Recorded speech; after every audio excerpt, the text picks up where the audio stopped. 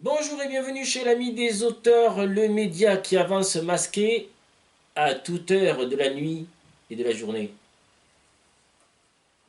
Émission spéciale aujourd'hui, très spéciale car l'heure est grave et je reçois un habitué, Vincent Bléné. Salut Vincent.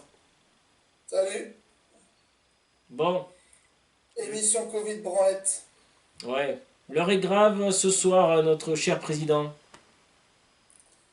Emmanuel Ouais, Macron va s'exprimer. Macron nique ta mère. Tu veux que je sois censuré d'entrée? Non mais, tu sais pourquoi? Parce que regarde, Macron, ça fait aussi, tu sais, tu fais macronique. Tu sais, Ah oui, ma c'est chronique, oui, oui. macronique. Et en plus, si tu fais un jeu étymologique des mots, ça fait Macron, Macron, Bah oui. nique. Et il nous nique bien comme il faut, hein, Macron. Le Macron, il nous a bien niqué. Moi, en fait, je suis pour le fait qu'on fasse gaffe, parce que c'est vrai que tous ces morts, tous ces gens qui sont tombés, et tous ces gens, on va dire, infectés à l'hôpital, tout ça, moi, je comprends qu'il faut faire attention.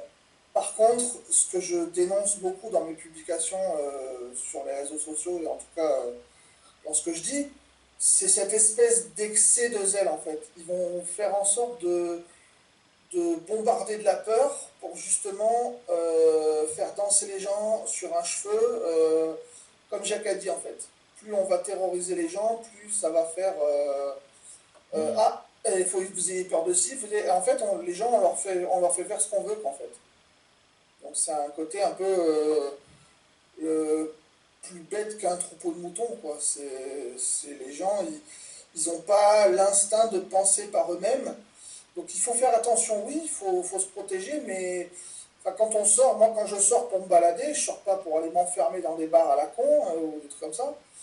Mais prendre l'air, oui, c'est prendre l'air, quoi. C'est respirer, c'est sortir de son enclos, quoi, et prendre de l'oxygène pour s'aérer le cerveau, quoi. Hmm. Alors si c'est pour respirer que son haleine, moi je me suis agressé avec des flics pour leur dire, écoutez, je sors pour respirer, je sors pas pour m'étouffer. Hmm. Alors après, évidemment, là où maintenant on va me voir avec le masque dans la rue, c'est parce qu'en fait, comme je me suis agressé avec les flics et que le flic a eu la délicatesse de me dire que bah, barrez-vous, je lui dis mais j'ai pas de thune, je peux pas, je suis sous tutelle. Il me dit bah soyez sous tutelle ailleurs. Donc évidemment avec ma colère orgueilleuse et ma fierté colérique, et ben j'ai pété les plombs, j'ai dit ah, tiens je vais aller me faire interner et en final j'ai passé la nuit aux urgences et ce qui m'a fait flipper c'était pas les masques dans les urgences ou quoi que ce soit, c'était le côté carcéral d'un hôpital. Pour moi, le cauchemar, c'était surtout d'être à nouveau dans ce labyrinthe d'hosto, quoi. Et comme ils m'ont donné un Valium et tout, ça m'a rendu encore plus dépressif, ça m'a attaqué la vision, parce que j'avais la vision troublée. Et puis j'étais incapable d'écrire. Donc la trouille de plus pouvoir écrire, plus d'être à nouveau dans le schéma des psys.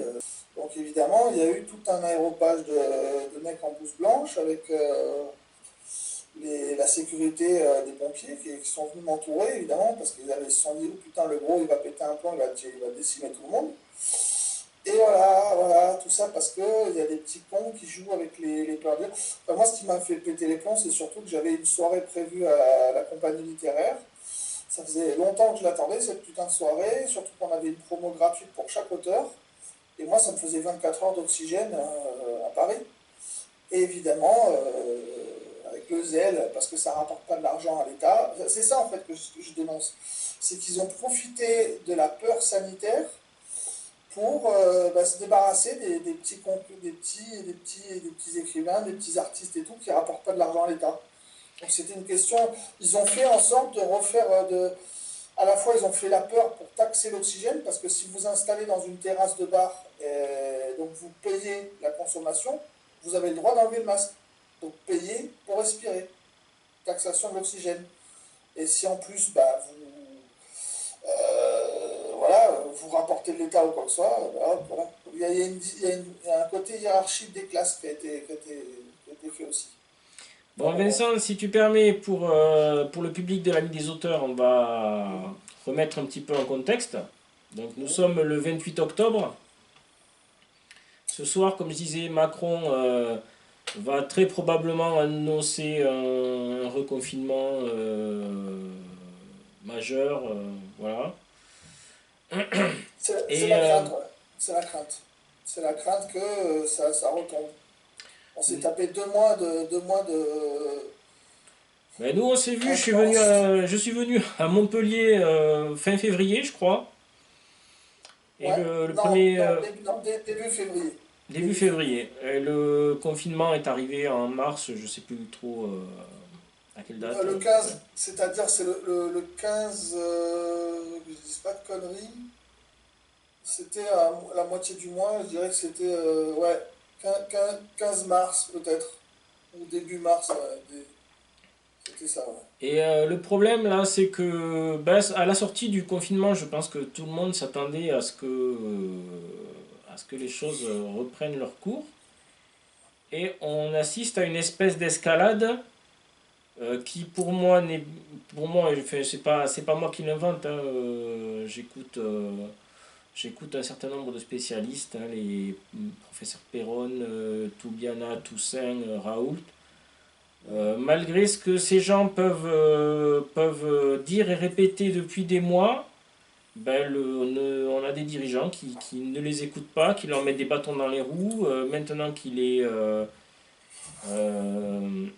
qui font en sorte qu'ils soient hein, virés de leur poste. J'écoutais encore le professeur Perron ce matin qui a perdu, qui a été viré de son assos, enfin je sais pas quoi. Donc là, on est clairement sorti de la crise sanitaire, c'est clair et net. Hein. Moi, de mon côté, ouais, c'est vrai que j'ai eu des sons de cloche aussi venant d'autre part, hein. Pendant le confinement, moi, j'avais quelqu'un qui était avec moi, qui regardait tout le temps BFM TV. Donc forcément, Et moi, ça, BFM TV, c'est la chose à pas faire. Hein. Ni BFM, ni ouais, les autres. sauf que moi, je me suis fait bombarder de BFM TV, alors forcément, le côté alarmiste, je l'ai vu, mais voilà, quoi. Mm. À écouter BFM TV, il n'y avait plus qu'à attendre la venue de l'Antéchrist, quoi. Donc c'était... enfin, c'était vraiment... on était morts tout le temps, quoi. Ouais, mais il s'exprime ce soir à la télé, l'Antéchrist. Ouais, bah, ouais, pour moi c'est carrément... C'est la malédiction, quoi. Mais le truc, c'est que il y a eu... tous les soirs, là, quand vous regardez les infos mainstream, quoi, donc France 2, hein, voilà. Je suis pas attaqué comme je faisais à chaque fois quand j'attaquais France Télévisions, là, Mm. mais là, sans attaquer France Télévisions, enfin France 2 quand même, chaque fois, bon... donc ouais, franchement, j'ai l'impression que les gens, en fait, ils oublient les notions logiques de, je sais pas, se parler devant, manger derrière quelqu'un d'autre. Enfin, moi, c'est des trucs que j'avais de psychose quand j'avais 16 ans, parce que le manque de confiance en moi, plus le fait que eh ben, on m'a tellement traité comme une sous-merde et tellement battu dans les écoles, les collèges, tout ça, où quand je prenais un position, j'avais l'impression que j'étais plus moi-même et tout ça. Enfin bon, ça fait partie des psychoses qui sont dans tout ce qui est le manque de confiance en soi. Et en fait, bah, moi, c'était dans ce sens-là. Mais là, les gens, maintenant, ils oublient que c'est normal de respirer dehors. Enfin, le nombre de fois où on s'est baladé dans les rues et que ça puait la pisse, la merde et tout plein de trucs dégueulasses, quoi, qu'il y avait des choses pas très propres, quoi. Donc, voilà, il y a l'immunisation, je sais pas, du corps. Mm. Enfin, des choses basiques, je sais pas, hein, c'est normal de faire la bise à quelqu'un. Les espèces de publicités qu'ils font là, du gouvernement, Oui, avec franchement, la... qui coûte un bras ça- certainement et faite avec l'argent du contribuable ouais, non, mais pour c'est te surtout que c'est un matraquer. conditionnement en fait. C'est-à-dire, on peut avoir peur du virus, on peut prendre des précautions et faire attention, mais de là à faire un conditionnement pour obliger les gens à penser comme on a envie que les gens pensent comme ça, pour faire plus d'achats à la con sur des BD, sur le coronavirus ou des trucs comme j'ai vu à la Mm. FNAC, ou acheter des masques tendance dans les magasins de sport là, parce qu'il y avait des offres promotionnelles, Mm. ou enfin, se servir de la mort des gens et de la peur des autres pour faire fructifier les caisses et puis faire des amendes à la va-vite comme ça, uniquement ben, pour que l'argent de l'État, enfin que la société se renfloue les caisses avec l'économie sur le dos des amendes des gens et pas sur le pognon des enculés à cravate qui ont planqué leur thune à Saint-Barth et dans les îles, je sais pas quoi, là. Donc voilà, moi peut-être que je parle de manière outrageante enfin outrageuse, pardon, et, euh, et provocatrice, mais ce que je veux dire par là, c'est que je trouve il y a un excès qui est pas bon. Parce que si on crie à force trop au loup, eh ben, ceux qui en ont marre et qui sont agacés par le zèle de sécurité, entre guillemets sécurité, hein, parce que quand il s'agit de trucs à pognon, il n'y a pas de sécurité. Hein. Moi, les bars, maintenant, ils sont fermés. Mais je les ai vus à foison, les gens les uns sur les autres et tout, parce que ça éjacule de la thune. Il n'y avait pas de masque, il n'y avait rien. Hein, mais ma soirée à Paris, ils me l'ont gazé. Alors, peut-être que je suis pas objectif, peut-être que j'ai un gros contentieux avec les bars parce qu'ils m'ont fait souffrir et ça, notamment le dernier qui m'a fait aller très loin dans la dépression. Le manque d'objectivité, tout l'été, tout le bordel, là, les gamins qui laissaient des capsules de gaz hilarant par terre, des bouteilles explosées dans le parc Technoland, hein, c'était vraiment un festival techno, ils étaient tous les uns sur les autres et tout. Là, personne n'a rien dit. Mais pour une soirée littéraire, pour quelques auteurs qui ne rapportent pas à l'État, on les a enculés. Alors, Bon, c'est pas objectif ce que je dis, parce que c'est mon truc à moi, ça m'a énervé moi. Mais qu'on fasse attention pour le virus, qu'il faut faire gaffe et tout, mais qu'on laisse après tous les petits cons et tout, et qu'après on va dire, bah non, c'est nous, c'est notre faute et tout ça. Non, non, il faut faire attention, quoi. Parce alors que justement, on va... non, mais Vas-y. je vais rajouter ça. Plus on va mettre la pression et conditionner pour dire attention, attention, attention à force, ça va tellement être rébarbatif qu'on va tellement être exaspéré et là qu'on s'en foutra de santé ou pas santé, de gestes barrières, pas gestes barrières. Parce que les publicités là, du gouvernement, là, quand je les vois, pas le truc de Céline et sa grand-mère, là, bon déjà c'est débile, ils se voient et Mais oui, portent le c'est masque. débile, bien sûr. Et pourquoi pas, ils mettraient une combinaison de cosmonaute. Hein. Bon, bref. Mais c'est surtout le truc là de la. Moi, la publicité que j'ai trouvée vraiment mais scandaleuse, c'est celle où on voit le gamin qui va au lycée, il prend sa pote dans les bras. Prendre sa pote dans les bras, hein, c'est normal. Hein. Enfin, voilà quoi. Après, le père qui voit sa collègue de travail, il lui fait la bise, et après, l'anniversaire. Ah, joyeux anniversaire, et ça. Et la femme qui va crever. Alors, tu lui as souhaité un joyeux anniversaire, c'est un salaud parce que tu l'as contaminé. Qu'est-ce qu'il voudrait faire? Alors, il faudrait se mettre dans un truc, l'enfant bulle, le film avec John Travolta, l'enfant bulle, on est loin. Putain, je t'ai touché, qu'est-ce qu'on fait? On va t'abattre à un coup de fusil à pompe? Non, mais faut arrêter là. Faut arrêter.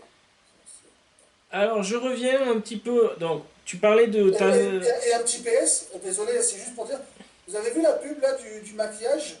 Le maquillage et tout, qui va avec le masque. Vous avez vu le truc là? Le truc qui va avec le masque? Il y a du foutage de gueule. Te servir de la peur du masque et du virus et de ça pour faire un argument commercial pour un maquillage de poufias, enfin bon. Alors, j'en profite pour... je signale que j'ai fait une petite série de vidéos. Alors, c'est pas sur la chaîne L'Ami des auteurs, c'est sur mon autre chaîne Fred Candian Auteur, sur YouTube. J'ai fait une petite série de vidéos contre l'obligation du port du masque. Bah, ça plaira peut-être pas à tout le monde, mais je m'en fiche. Voilà, il y a des vérités scientifiques. Puis même, on a le droit d'avoir sa propre opinion. On a le droit d'avoir sa propre opinion. Moi, je me joins à toi pour dire, tu as ta façon à toi de dire que voilà, le masque, bon, on le met ou on le met pas, mais voilà, c'est une question de se protéger. D'un autre côté, le masque, il y a des ouvertures sur le côté, donc le virus, il peut passer. Hein. Puis c'est pas non plus un djihadiste, hein, le virus. Hein, il n'est pas là en train de faire ah là, je vous aide tous, c'est bon quoi. Ouais. Pourquoi le masque est obligatoire? Si les gens ont peur, ils le portent. Les gens qui n'ont pas peur ou qui savent que non, mais on peut avoir peur. Moi, ça m'est arrivé d'avoir peur et à un moment donné et de mettre le masque. Oui, mais on n'interdit pas aux gens qui ont peur de le mettre, mais qu'on n'oblige pas les autres à le mettre.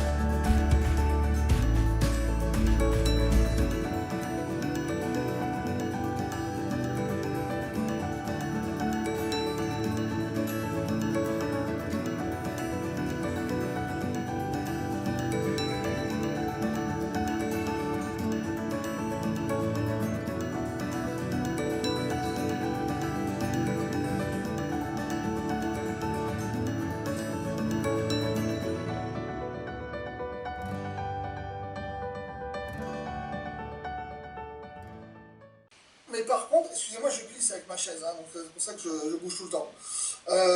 Non, mais par contre, le truc là où je suis d'accord avec le masque, qu'on le mette dans le tramway, bon, ça passe, parce que c'est fermé. Hmm. Dans un magasin, parce qu'il y a une frayeur, une deuxième vague et tout, ok, c'est normal. Mais dans la rue, si je veux respirer, juste respirer, prendre l'air, donc c'est normal. Quand on sort, on prenne un peu l'air, de l'oxygène dans le cerveau. C'est pas vouloir se contaminer ou quoi que ce soit, aller au milieu des gens dans des endroits clusters, quoi, je sais pas. Mais regarde, même les gamins à l'école qui doivent porter le masque, ils ne parlent pas, donc ils ne postillonnent pas. Et Non. même si, quand ils parlent, s'ils répondent à une question du prof, même s'ils postillonnent, ils ont personne devant eux. Bah Enfin, non. à la limite, s'ils ont peur, je ne sais pas comment c'est dans les classes maintenant, je suppose qu'ils ont écarté les tables. De toute Mais façon, les gamins, ils s'en tapent, hein, ils s'en tapent, ils font exactement ce que le prof a dicté, parce que maintenant, c'est comme ça que ça fonctionne, l'éducation. D'ailleurs, même, j'ai vu un truc, parce qu'aux infos, ils montraient les concerts annulés et tout ça.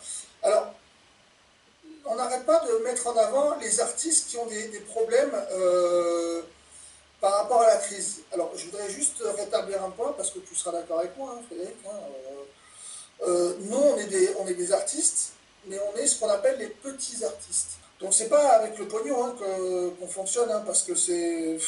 Si c'était vraiment ça, j'aurais pas fait 16 bouquins, et là, je vais en sortir un 17e l'année prochaine. Là, j'ai fini mon nouveau livre.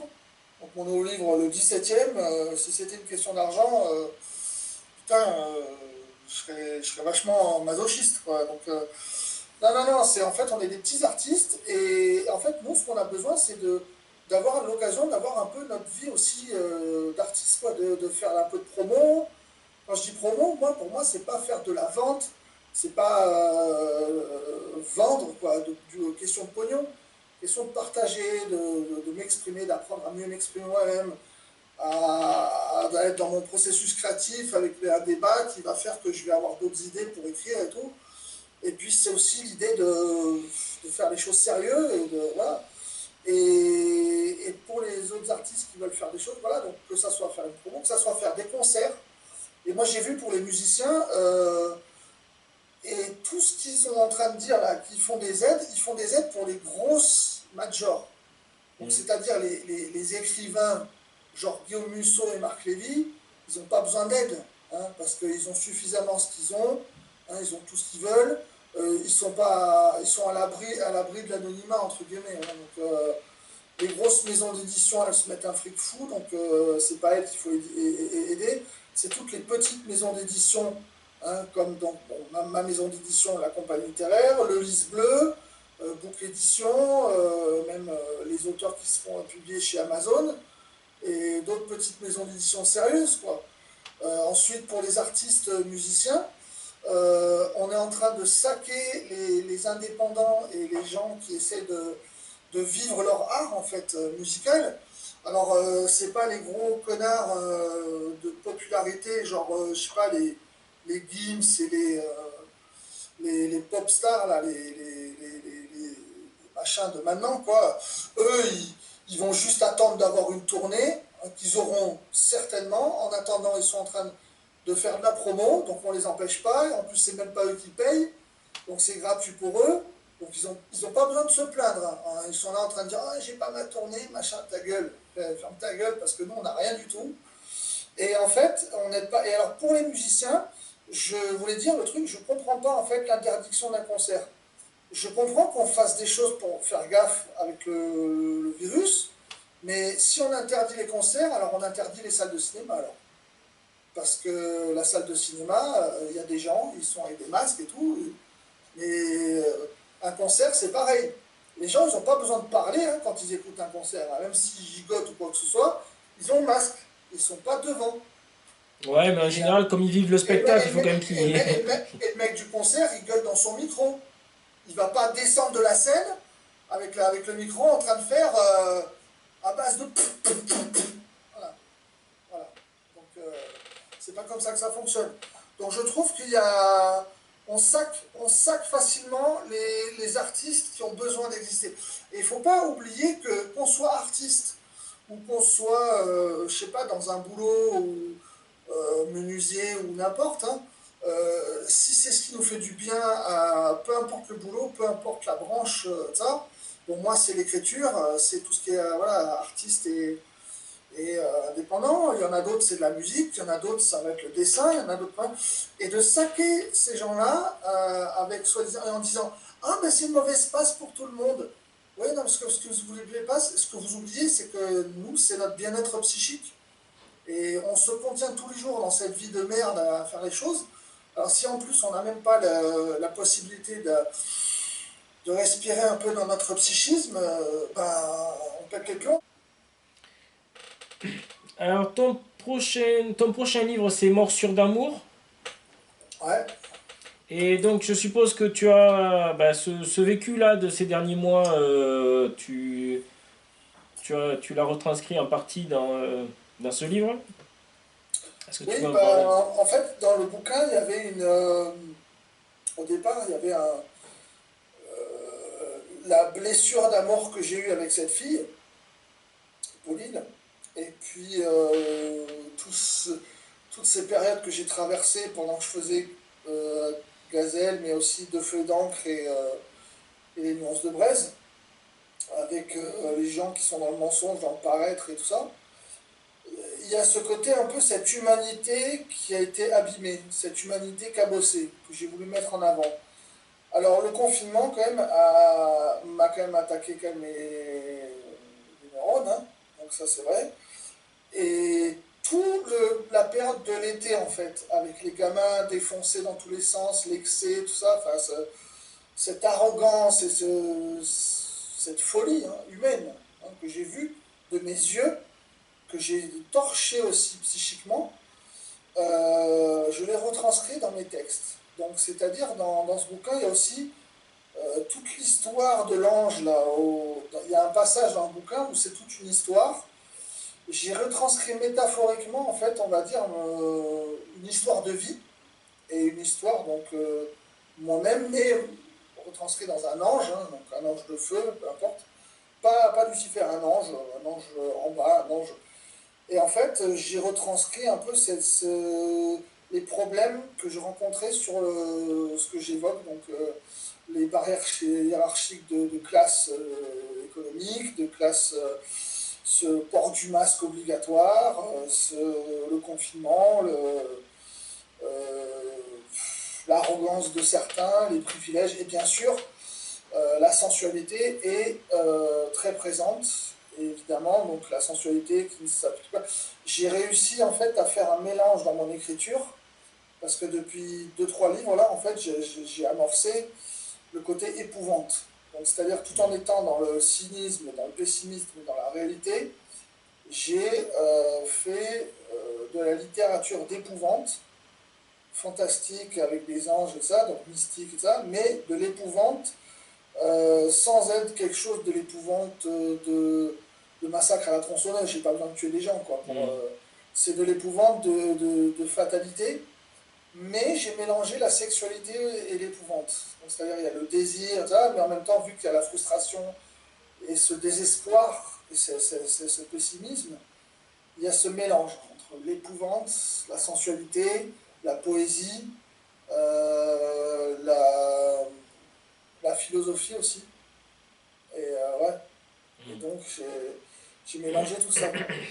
Et ce livre-là, il y a quand même pas mal de... J'ai fait un texte sur la peur pour expliquer de manière autobiographique ça, enfin, mon analyse sur tout ce que j'ai vécu toute ma vie, donc sur la peur. Enfin, j'ai pas parlé de moi, hein, j'ai fait une introspection sur les peurs en fait.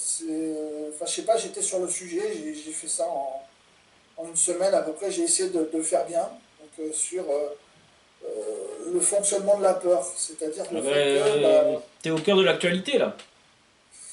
oui, oui, oui, bah, là l'actualité, ouais, bah, les infos plus les excès, le zèle de l'État, plus les ressentis personnels, et puis bon, bah, mon enfer carcéral de tous les jours, hein, Montpellier, oui, je suis en plein, ouais, machin, et puis alors il y a eu le confinement qui m'a bloqué, parce que ce putain de confinement, ça nous a bloqué à nous, nous auteurs. L'imprimerie donc était évidemment donc, hors service. Donc nos bouquins, on n'a pas pu les recevoir, quoi. Donc on a vraiment eu peur de ne pas avoir nos bouquins. Moi, j'ai eu peur que ma maison d'édition ait un souci. Où tu en es de la publication de Morsure d'amour alors? Alors, hier soir, j'ai finalisé mon fichier. Mm. J'ai rajouté un dernier petit texte de conclusion sur l'histoire de l'ange.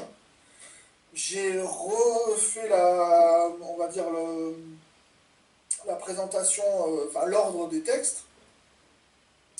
Donc c'est-à-dire que j'étais à un moment donné sur mon fichier, je faisais des copier, des coller, des couper, des machins, parce que avant j'avais placé ça au début, je l'ai remis à la fin, j'ai remis machin, donc bref, un pulse. Heureusement qu'avec, c'est drôle, hein, je vais dire ça, mais heureusement qu'avec ma schizophrénie, j'arrive à m'y retrouver, quoi, parce que Mm. avoir l'esprit dans tous les sens pour après savoir se retrouver qu'il faut mettre ça là, ça là, ça là, ça là, la carrefour dans toute la tête, hein.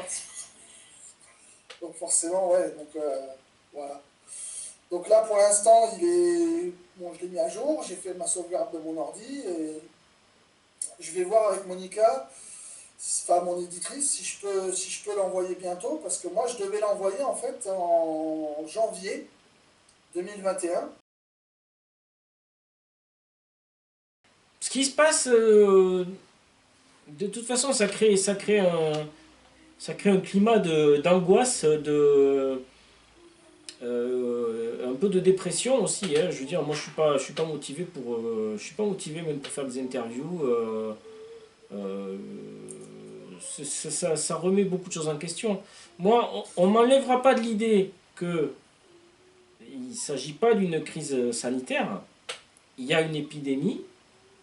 On pourrait y faire face si on se donnait les moyens d'y faire face. C'est-à-dire en recrutant. C'est pas moi qui l'invente. Hein. Moi, je ne fais que rapporter des propos de gens qui, je suppose, savent de quoi ils parlent. On crée des postes d'infirmiers, de soignants, ne serait-ce que pour pouvoir euh, ben, brancarder les malades, faire, bon, c'est pas beau d'employer ce terme, mais de faire de la manutention, rien que ça, pour pouvoir pousser des lits, des brancards et tout ça, aider. Tu vois, on n'a pas besoin de faire 8 ans de médecine pour avoir du personnel qui peut se rendre utile dans des hôpitaux. Hmm. Et soigner les gens. Ce qui est scandaleux, c'est que depuis le début, on a on interdit aux médecins de prescrire. Alors, je ne sais pas si tu as suivi tout ce débat sur l'hydroxychloroquine, c'est un scandale ahurissant, ça aussi. Bah, en fait, un truc que j'ai remarqué pendant. Là, c'est pas pour couper, hein, tu me poses Mm. la question sur ça. Moi, tout ce que j'ai vu, je vais essayer d'être court hein, dans la réponse. Tout ce que j'ai vu, c'est que j'ai pas voulu suivre tout et tout, parce que bon, tu sais, moi, avec la médecine, voilà. Mais quand il y a eu le virus, tout le monde l'a mis en prime time, en effervescence, à le Raoult, tu vois. Mm. T'as même Macron qui est allé le voir, tu vois, donc je veux dire, ils l'ont pris au sérieux. Et comme par hasard, quand il y avait plus de risques après le confinement, que ça allait mieux et tout, bon, bah allez à Raoult à la poubelle. Voilà. Bah, les gens, ils ont carrément même craché sur lui, tu vois ce que je veux dire? Oui, Moi, je dis pas, je connais pas les trucs, je sais pas. Tout ce que j'ai appris, enfin, un ami m'a raconté le truc en me disant qu'en fait, Raoult proposait un truc qui ne rapportait pas d'argent à l'industrie pharmaceutique. ouais, ben c'est ça. C'est pour ça qu'ils ont refusé. Moi, je ne peux pas dire je l'affirme parce que je ne sais pas. C'est un ami qui m'a raconté. Moi, je fais part de ce que j'entends et de ce que je parle avec mes amis.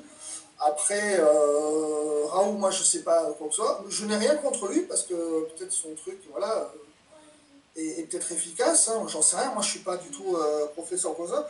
Je ne me mets pas en opposition à lui, mais je ne vais pas non plus me mettre d'emblée en pro à lui parce que je veux réagir en forme de contraire à Macron, quoi. Je veux dire, Mm. En conclusion, pour moi, il y a surtout. Il y a eu. Ah ben voilà, ça a coupé.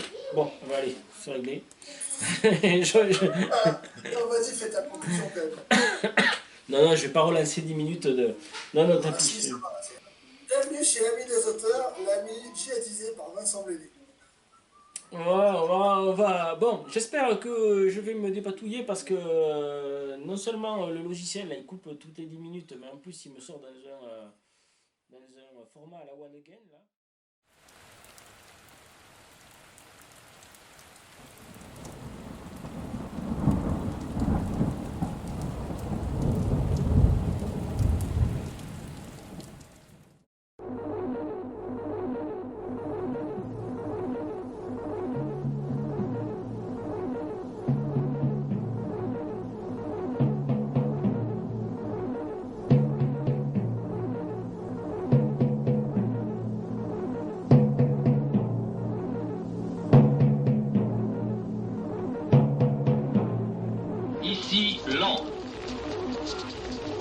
Français parlent aux Français. Veuillez écouter tout d'abord quelques messages personnels. Les sanglots longs des violons de l'automne. Je répète, les sanglots longs des violons de l'automne blessent mon cœur d'une langueur monotone. Je répète, blessent mon cœur d'une langueur monotone.